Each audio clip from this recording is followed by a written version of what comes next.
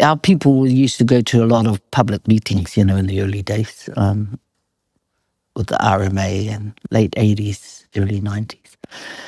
But those were rather bad, Our people, you were one voice in a room full of non-voices or anti-voices. They used to get a lot of hurtful stuff. I remember being Ratu coming back one day saying that he attended a meeting and there was a guy there who said to him, "Oh, we found some of your tupuna bones on our farm and we gave them to the dogs." That kind of stuff. Really hurtful stuff. So after that, we advised our people, don't go to those hui anymore. Don't go to public hui anymore. And so that's when we started making, recommending to the council, you want to talk to these public, we want our own, so that our people were safe.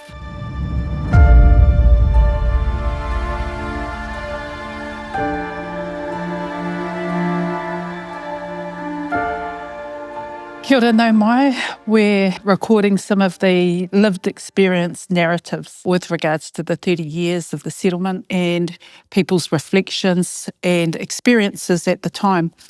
But I'm really wanting to take you through a number of, call it memory lane journeys, but it seemed to me, Rangi Ma, that your time in Huakina and what was happening in Huakina in terms of the claims process and the taiao was that early formation of what informed the Raupatu settlement, but in particular the harbours and the river settlement.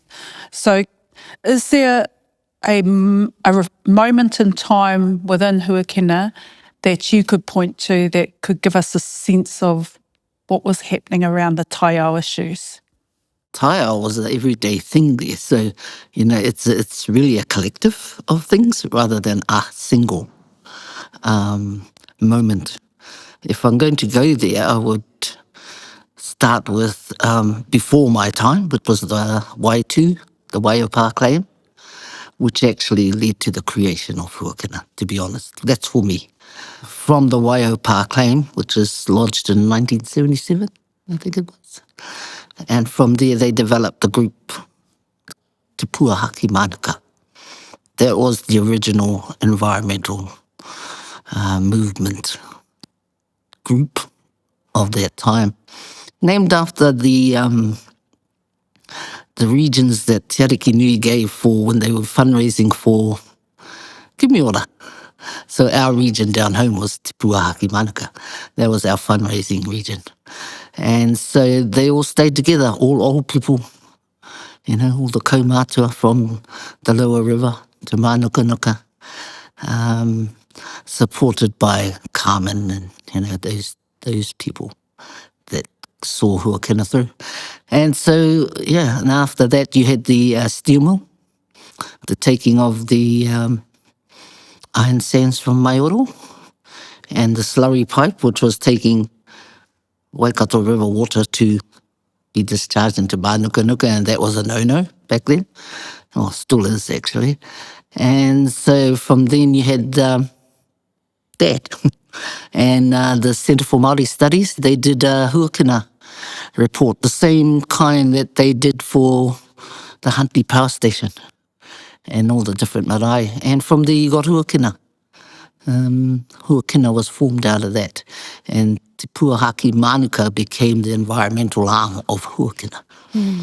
Well, let's go back to that time just before Huakina was established and the kaumātua that had very much hands-on knowledge and practices of, the rohe and things like that. What types of kai can you remember was coming from the area and where the mātauranga was around our traditional kai and resources in Te Puaha? For the river, we were all brought up on the river. We used to stay in our fishing camps 3-4 months of the year. We used to go to school from the river. We got learnt how to row a boat, swim, fish, pick watercress and all the rest of it. Go out to port and drag for Pātiki. pick pippies. No real cockles out there. Them cockles and the poo-poo were over at Whātāpaka. That's where they used to go and pick those. Yeah, nannies used to get stuck in the mud over there picking the poo-poo. But there was a lot of kai. You know, there's mullet and kahawai, and you got flounders and snapper. And the coast is not so far away. You got kina, and there was a lot of kai. And it was enough, not just to support the hui, but to support whānau, which is one of the big changes. I think that practices, we were taught the practices back then, which is not really taught now because we've all moved away. So when Huakina was established, it was established to protect taiao issue, Huakina was the puaha ki Manuka, but they brought in the social, Article 3 issues, and then they developed Huakina. And so Huakina became a management committee. You know, what was it? That was the template that Trust Board was laying down at that time.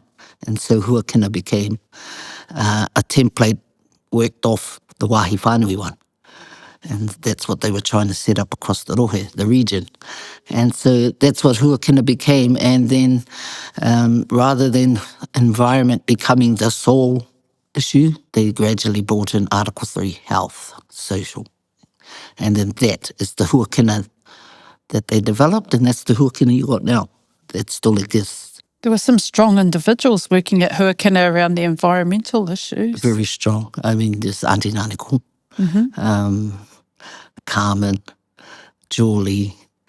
They were mostly women, eh? I mean, the men were there, but honestly, the women were out there. And then you had Nani Iti, Nani Mere, Auntie Naniko's mum was there. They had all these women that were really strong. And for me, they directed the men. But the men were just as supportive. They supported one another. You had Uncle Barney, you had Sue Ewe, Paul Brown, and Joe Wilson, and them all from over at Te Akitai, Makuru. They were all there. And from over at Ngāti Tiata, Jim and them. And what mahi did you do during those early years of Huakina? I was practically taken out of the spud garden, okay? And I had absolutely no skill, had nothing. The computer scared me. But whatever those two women saw in me, they took me in and I was just put in the office. Absolutely no skills at all, you know. They taught, what they taught you was fake it till you make it, you know, and pretty much everything that was thrown at me that I had no idea what to do with, that's what you did. You faked it until you made it. And what were some of the things that they threw at you in terms of tasks and projects? Well, initially, just logging correspondence, for goodness sake, you know, on databases. And it's like, and I'd put it on, and then I'd look away and go, will it still be there when I look back? And I mean, it was crazy. You had to learn things on your own in a lot of spaces. And the thing that saved me, I think, was that I liked to read. So I would read. You know, if I didn't know, I'd go and find a book and read about it until I had some inkling of what I was supposed to be doing. So your mentors in those very early years were? Carmen, mostly Carmen, Julie, and the two nannies, Iti and Mary. Liza, she must have been working at Huakina for quite a while, so she took me under her wing. Because by then, I think the Trust Board had made the decision not to do Maxis anymore. And so all the Maxis was supposed to be gone. And so Maxis was a big part of Huakina. There was heaps of them, you know, and they were on the marae and everywhere. And then all of a sudden it wasn't there anymore. So when I ended up at Huakina, there might have been lucky to be 4 or 5 people working there still. Because everyone disappeared with the Maxis.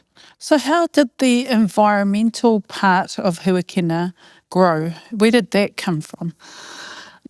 Well, that's always been the passion, eh? For that, for the whānau back there, and for Huakina. It built itself on the environment. And if you have a look at it, without a good environment or safe or a healthy environment, then all the others, the Article 3 stuff won't work, the health, because all those things are impacted by your environment anyway. So in order to uplift the health, etc. side, Article 3, you had to have a strong environment. And that wasn't just about the taiao, that was your pa environment, your family environment. It all worked in at the same, into the same place. And so when those things were strong, then you could build strength in the other things. But there were real kind of contentious issues happening at the time, like the discharge of sewage into the Manukau. Oh, totally. The Bowater case, I think, would have been the one that turned that around. In a sense, we were all fighting for discharge through land, because contaminated water, under our worldview, should go back through the whenua to be purified before it goes back into the water body. And that was not happening because all the discharges were just going directly to. And the biggest issue at that time was more focused around farms discharge, cow shed discharges. And so in the end, they went to the land court, they went to the court, High Court. They took their case there. And the court found in their favour in terms of the cultural aspects and spiritual. Thought that should be taken into consideration when they gave their consents, which was a really big thing to happen back then. And so we had a precedent that we could use when we went out, and it got councils to start changing the way they think. Not much, but a little bit was better than nothing. And so you just had to keep pounding. You just had to keep going. It was very racist back then. I ended up going to university because of it. I got booted off to university, to be honest. But they wanted me to have a tohu, so that when all these people go, what right do you have to bloody, and you get attacked. I could say that I was actually qualified. So that's how I ended. Otherwise, I wouldn't have gone. I wouldn't have gone at all. Wasn't something that I actually aimed for, but I knew why they sent me. So I went. Yeah. And that dispute and those issues were happening at a time when it was the old Town and Country Planning Act? Yes, and rolled into the RMA as well, especially at the beginning.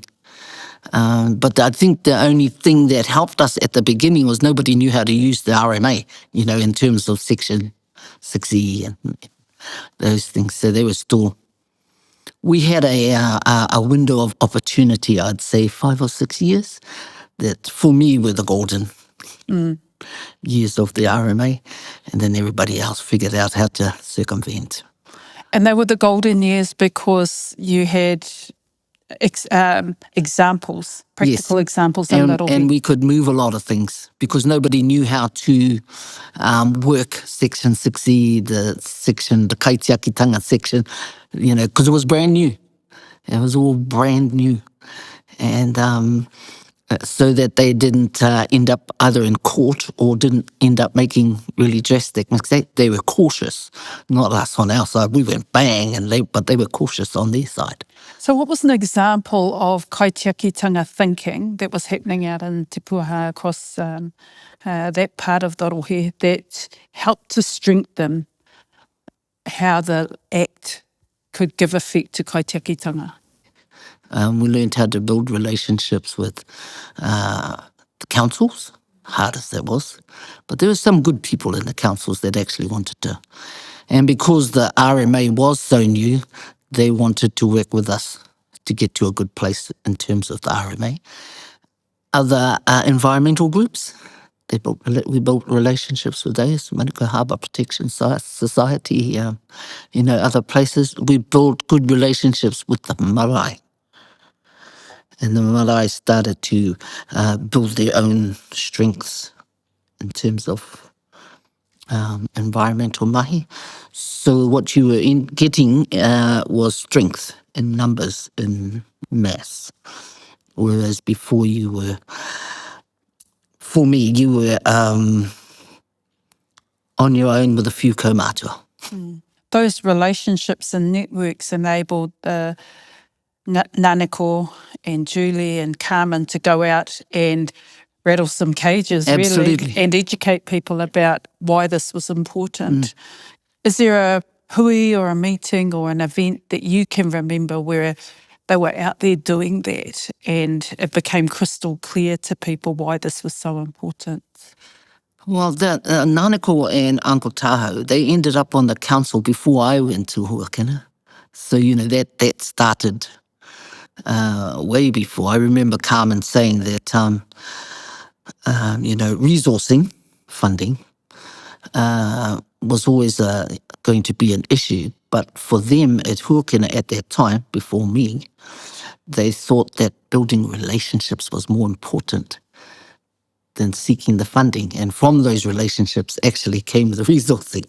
So they had it right. They really looked at it and had it right. If I build good relationships, then the rest will follow from that. And it did. And it did. Can I take you to the attributes or the strengths of these women that surrounded you at the time? Carmen, Nanako, Julie, Nene Eti, Nene Mere. What were the standout strengths of these women who were advocating for kaitiakitanga in the taiao? Focus. Absolute focus. One kaupapa. That way. No side issues, no nothing. Just one kaupapa. They wouldn't let themselves get distracted. No. Not at all. And they were fearless. They, I mean, I've been in some lovely hui with those ladies, especially Carmen, and, just tell it like it is and walk away. I remember when we used to go out to site visits, when the whole thing was nasty. And every time we walk out the door, Carmen would always call out, Barb, don't forget, you are the face of kingitanga. Kill him with a smile. Sometimes you go, you get lockjaw. But that's what she used to say to us. So while all that was going on, that was always there as well. Kingitanga. There was a lot of, I guess, misunderstanding or people just didn't really know what Māori were looking for when it came to matters to do with the taiao, the environment, kaitiakitanga, a clean harbour, clean river and things like that. Was there some kind of education process that Huakina deliberately took on to make sure that people knew what you were looking for? We started with the councils themselves. Our people used to go to a lot of public meetings, in the early days, with the RMA in late 80s, early 90s. But those were rather bad, Our people, you're one voice in a room full of non-voices or anti-voices. They used to get a lot of hurtful stuff. I remember being Ratu coming back one day saying that he attended a meeting and there was a guy there who said to him, we found some of your tupuna bones on our farm and we gave them to the dogs. That kind of stuff. Really hurtful stuff. So after that, we advised our people, don't go to those hui anymore. Don't go to public hui anymore.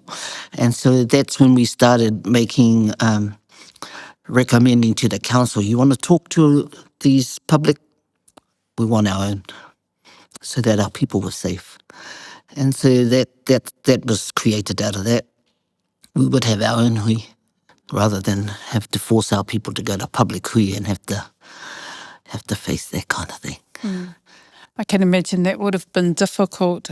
And around about the 80s, when they had the Manukau Harbour claim claim, and the yes. hearing, where were you around that period of time? Where was Rangi in that time? Let's just say I wasn't there. Leave it like that. You came in after that period of time? Yes, I landed at Huakina 87, 88, somewhere around there. And in terms of having had the claims hearings and building, again, strengthening the environmental focus and what was happening with the harbour, were there specific projects that you were involved with? The recommendations that came out of the report, we did an exercise one year about whether any of those recommendations were actually picked up. A lot of them weren't, but the Auckland Regional Council did do some reports on that. It's actually quite a neat report. I can't remember. It's the Manukau Harbour Water Quality Report, I think. There's some really good stuff in there from the tangata whenua perspective. Again, a lot of relationships and building again. The Waiopā claim, that one was all about the environment. In the end, the electricity department didn't go ahead with their project. I mean, it was a shocker of a project. But, normal for that time, I think. They didn't see it as anything impactful to Mānuka. I mean, ultimately, we ended up with the Manukau Harbour Taiapure application. We went to hearing for that. We didn't get it. But for the ladies at Huakina, it was all about the journey. You go down a certain path, you get it. You don't, what the learnings you got out of that? And you got a lot of learnings. And that was no different to Auntie Nanaku. I met her one day in the warehouse of all places. She wasn't at Huakina then.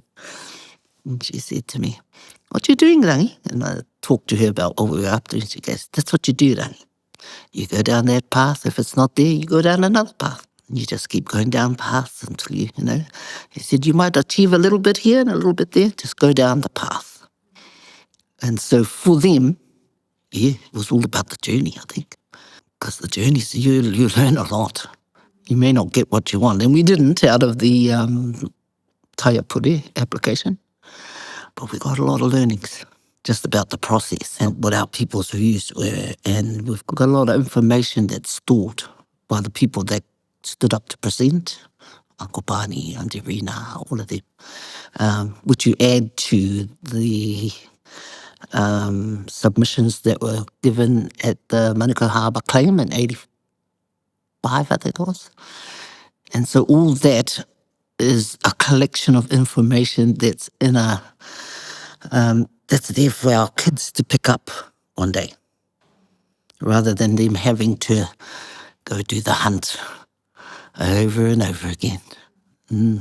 Growing up, it seemed to me that the intellectual grunt for Taiao issues was coming out of what was happening at Huakina and down at Te Puaha at the time, because of lived experience, practical examples, hustlers, Yes. people doing, making it up until you fake it, but really doing on the job, learning on the job. So it seemed to me from living up here, Huakina, you wouldn't know anything about the Taiao or where the thinking should be. That's where people were looking.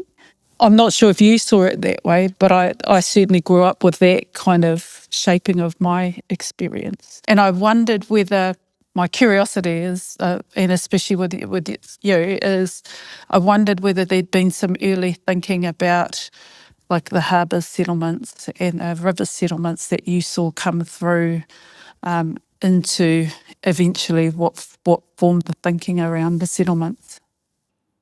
We ended up writing a second claim, or lodging a second claim, sorry. And that's and that claim is still there at the moment, sitting with Huakina. Hasn't been done yet. We looked at some of the things that weren't taken up in the recommendations of the first settlement, And things that the kaumātua brought to the whare afterwards, like korowai and all of them, they had issues too.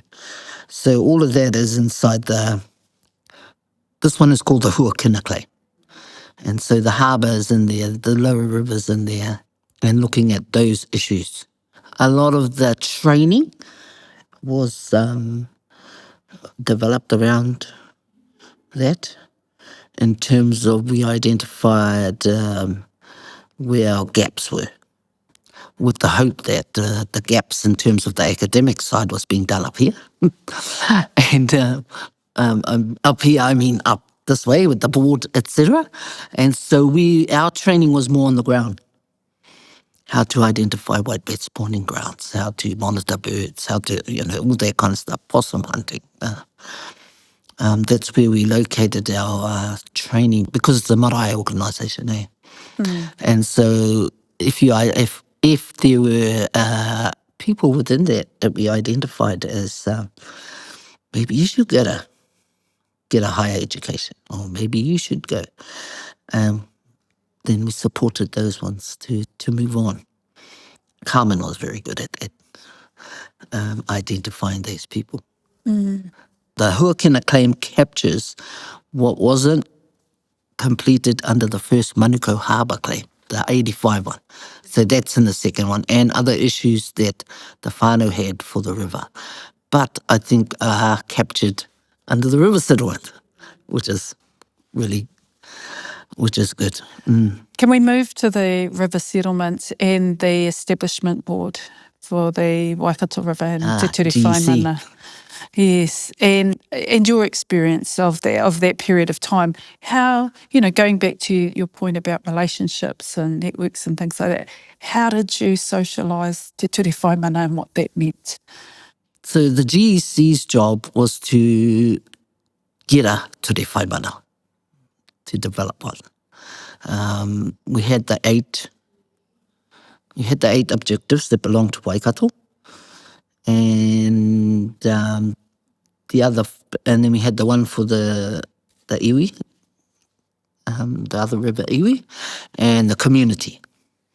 So those are pretty similar. So those 5 were developed through the consultation that we did with the iwi and the community throughout Waikato. Those were interesting, hui. We went to different areas. We had one big hui with all the stakeholders come together. We had hui at different town halls. We had them all over the place, and basically just to discuss the strategy, what should be inside Te Ture Whaimana, what would be the objectives, what did we want to achieve, the overarching purposes, the overarching purpose. But then we ended up through wānanga, going away for days on end, talking to ourselves. And we got there, but it was an interesting process in that people that you had around the table there, you had mayors, and then you had industry, or a representative of an industry, all trying to arrive at a good place. We all played nice, and sometimes I thought that we should have had a dust-up,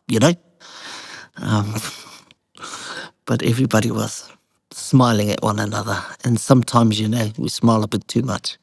I think we achieve more if we have a scrap up. We had one scrap, though. Well, there wasn't a scrap. We had a debate about a certain objective that came up, and everyone's sitting around the corner trying to figure out whose is that objective, one, and everybody denied that it was theirs, so who knows? We still have our suspicions. If you were to explain Te Ture Whaimana in a nutshell to someone who didn't know too much, how would you explain Te Ture Whaimana? Te Ture Whaimana, there's a set of objectives that we want to progress in our mahi to achieve the overarching purpose of the settlement. I think I would put it like that. Does that make sense? It makes sense to me. In practice, In practice. what does that look and feel like for our marae whānau? I actually don't think the objectives themselves are the things that our whānau will get. I actually think it's the strategies that we develop to achieve the objectives. And so it's the strategies that I would give them.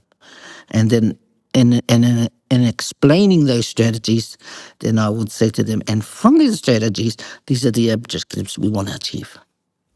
And those strategies indicate to me that the tribe might want to think about strengthening marae-led initiatives to support those objectives, or no? One day. One day. Why not now? Because I don't think we, as the tribe, or us as the mokai, the workers, I don't think we socialised it or have socialised Te Ture Whaimana well with our people. I think if I had to talk to my lot at the pā, they'd all stare at me and ask me, what is that? So that falls back on us. We haven't done it well. We haven't done it at all. So it's too far away for it to be relevant to our marae whānau. At the moment, yes. So Te Ture Whaimana right now sits as more a set of objectives for council and central government. Yes, and for us to full push as policy, I think, try and push forward for policy. So, my marae, I'm going to talk for my marae. I don't think I've socialised Te Ture Whaimana at all with my marae. I might have two or three there that are involved in the taiao mahi, in the taiao space, that might have heard of it or might know something. But apart from that, no. I'm going to move you through now to look at the last 30 years of the settlement. The ups, the downs, the rounds, the ins and outs, and ups and downs. What do you think have been the biggest achievements and the biggest challenges in the last 30 years? Well, the biggest achievement, we're still here, honey. That's, as long as we're here, it's always going to be an achievement. Given that, every now and again, people try and wipe us off the map. So, we're here. Challenges. Honestly, I think sometimes we're our own biggest challenge, the people. I think, once again, in terms of the settlement and, both settlements, all our settlements actually, even the 1940-something one, we haven't been socialised with our settlements. All the mechanisms of the settlements, like in the river settlement, the taiao plan, the accords, the JMAs, what that means. Is there a channel in for our people into those things? Do they know about them? And I would say some. And I think, once again, it's the education process. They haven't been introduced to their settlements. All they get is the media stuff. I think if we introduce them a lot better to our settlements, they would understand maybe some of the moves that the tribe makes in terms of trying to move us somewhere, rather than question a lot of it. And our people do question it. Some of them very vocally. Some you hear back at the pā. And for me, that all comes down to they just don't understand our settlements. Hell, I have trouble sometimes. But I think that sometimes we're the biggest challenge. And plus we are becoming nicely colonised. Our thinking is different, is changing. The thinking you see today is not the thinking we used to get when we were growing up with the old people that we had. Or the nanny itis and the nanny, even though we used to. It's just not. It's just different. And everybody's moving away. We're becoming more urban. It's harder to connect with ourselves in that kind of situation. The best part is going back to the pā. Well, just to your point on connection, back in the day when I was growing up, that point of connection was the kingitanga. We're talking about the settlement, sure, but the settlement happened as a result of the kingitanga context. Is it that we're unable to make that connection as seamless as it used to be back in the day? Is that the reason why? Yes. Yes, and it's not really our people's fault. It's just a whole lot of things. You got to live, you got to survive, and it's not getting easier to do that. So people got to work, people got to go out, people got to look after the kids, and there's no real time to connect back to home or back to something that they need. This is why I like Pokai. I like Pokai because you can go to Pokai and you can reconnect and you see all these different whānau come home. You see new whānau. In my grandmother's era, I don't know all my nieces and nephews. I don't know the kids. I don't even know what they look like. I could walk past them in the street. Well, once upon a time, you knew everybody. That's a scary thing moving forward for our future in terms of our settlements too. So if I were to ask you what a mana motuhake vision looks like so that we can be more connected to the future we really want for our tamariki and our mokopuna. I wish you didn't ask me that question. Well, I have to. Well, the problem is you. that I'm not quite sure what mana motuhake really means because you ask 100 people, you get 100 different answers. What's your answer then? What, to mana motuhake? I don't know. I like tino rangatira. No, I don't like tino rangatira actually.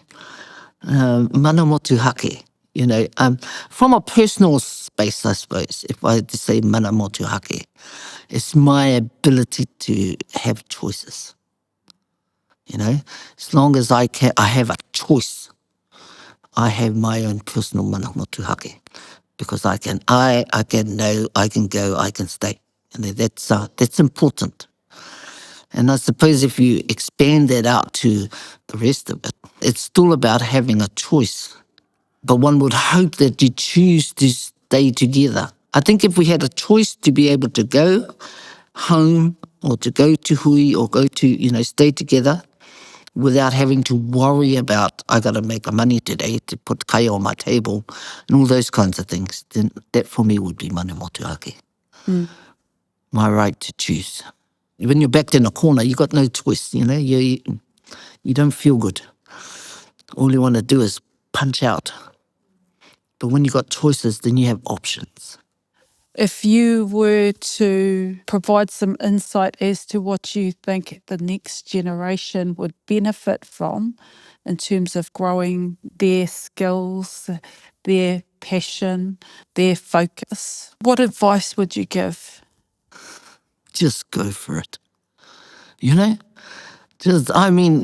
I look back on the last 30 or so years. And trust me, if I was going back there, I would look down and go, never believe I'll be sitting here talking to you, okay? There would never have been a blip on the radar at all. 2 ladies came across me and they saw whatever and they took me under their wing and then I was stubborn enough not to give in, eh? Or was that arrogant? Or was that the same thing? And yeah, actually that's what got me through. Absolute stubbornness, I will not fail. That's how it got me through university and just give it a go, take a look. I'll be a prime example of that. Honestly, I was a pisshead, okay, when they found me. And a few other things. But yeah, here I am. All these years later. What's your hope for the future in the next 30 years for our iwi? That will still be here in 30 years' time.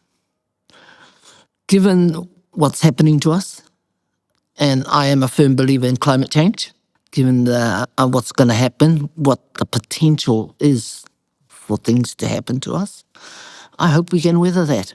There's no going back from it.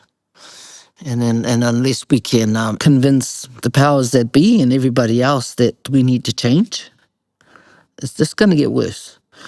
And given us as Māori, we're always in the lower whatever, ours will be the impact. We need to survive. Not quite sure. No, bugger it. We're stubborn enough. We've come through a lot. We can do this.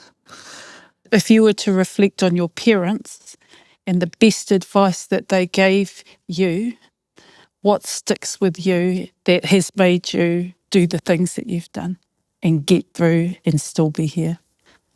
I'm going to talk about my father here. Bloody bugger. My father was deaf and he didn't speak. But he was one of the most intelligent people that I will ever have the privilege of meeting.